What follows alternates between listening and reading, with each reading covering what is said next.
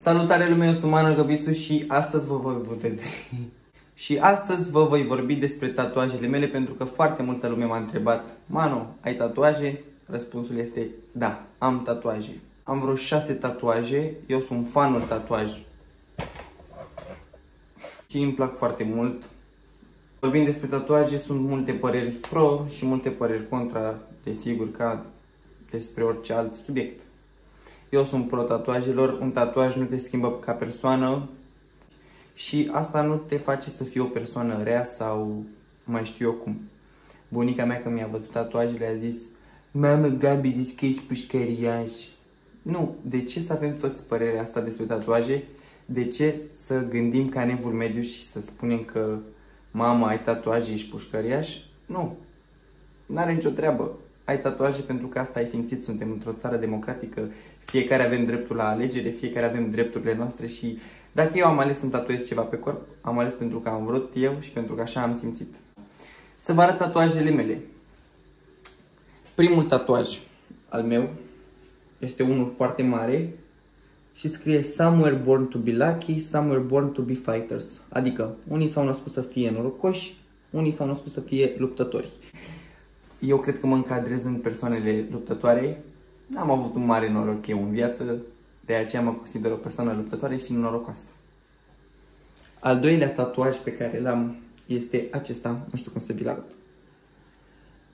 Tatuajul trebuia să aibă și un scris aici, dar n-am mai avut pentru că am una micuță, pentru că sunt slab. Semnifică fate, adică credință, hope, speranță și love, iubire. Eu așa mai, nu știu cum să vă spun, mai visător eu cu tatuajele.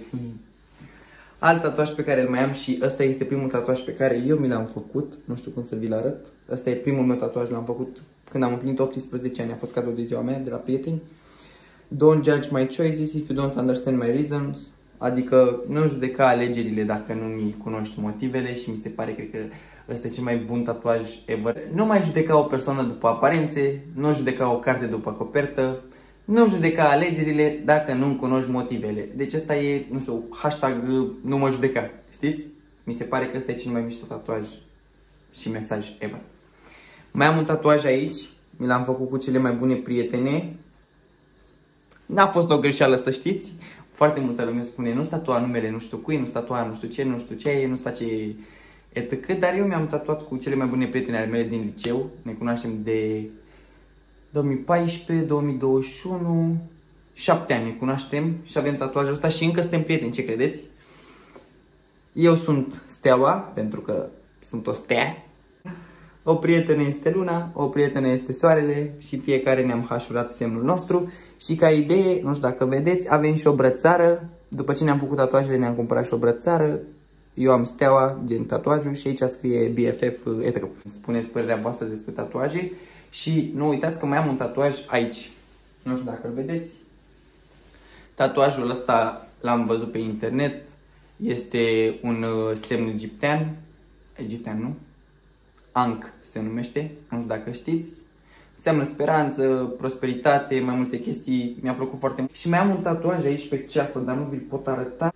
Cam astea au fost tatuajele mele. Vreau să vă spun că dacă doriți să vă faceți tatuaje, să nu vă ascundeți de părinți, faceți tatuajele doar dacă aveți 18 ani împliniți și faceți tatuajele doar dacă simțiți chestia aia și vă spun sincer, nu vă tatuați numele unor persoane, nu vă tatuați data unei persoane, nu știu, doar, uite, eu mai vreau să-mi fac un tatuaj cu data de naștere a mamei, data de naștere a bunicii, adică ceva care, nu știu, semnifică pentru mine.